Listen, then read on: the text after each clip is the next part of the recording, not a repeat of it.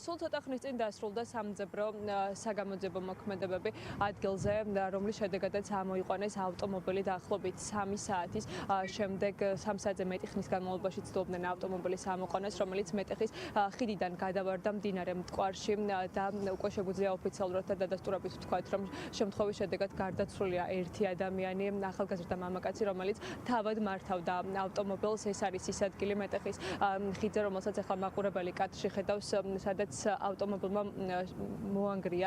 მოახერხა, რომ ეს დამცავი ჯებირები გაერღვია და ჩავარდა მდინარე მტკვარში 17 მეტრის სიღრმეში, როგორც ამას საგანგებო სიტუაციების მართვის სამსახურის წარმომადგენლები გვეუბნებიან ჩვენ და სწორედ ყვინთავების და საგანგებო სიტუაციების მართვის სამსახურის თანამშრომლების მუშაობის შედეგად სწორედ 17 მეტრის სიღრმიდან იქნა ავტომობილი და გარდაცვლილის ცხედარი ამოყვანილი. ამ დროის მონაცემებით, როგორც გითხარით, ადგილზე არის მოქმედებები დასრულებული. შინაგან საქმეთა სამინისტროს კი გამოძიება აქვს დაწყებული 276 მუხლით.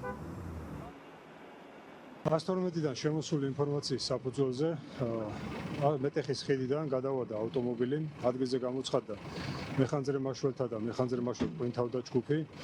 მეხანძრე მაშველ ყვინთავების მიერ 17 დაახლოებით 17 მეტრის სიღრმეზე ნანახი იქნა ავტომანქანა.